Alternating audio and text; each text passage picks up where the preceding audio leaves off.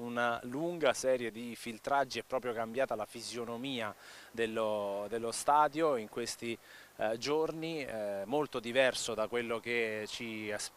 ricordiamo delle partite di campionato. Sono stati aggiunti nuovi separatori, per esempio questo sarà l'accesso poi che domani sarà operativo, c'è un primo prefiltraggio, poi un secondo, qui ci sono anche ovviamente tutti i desk dove verranno scannerizzati i biglietti e quant'altro. Però, visto che lo abbiamo conosciuto da vicino da un paio di giorni, e lo hai anticipato tu Francesco,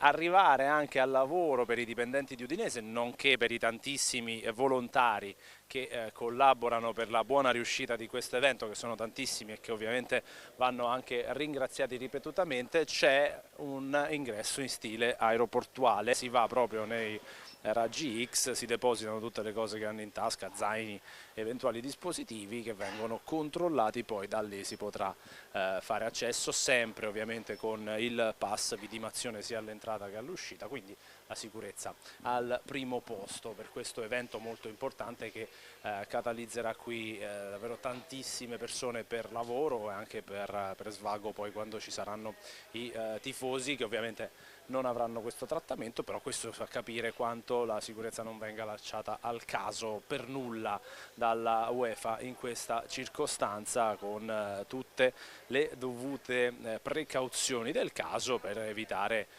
che si portino dentro oggetti pericolosi o comunque non conformi all'evento.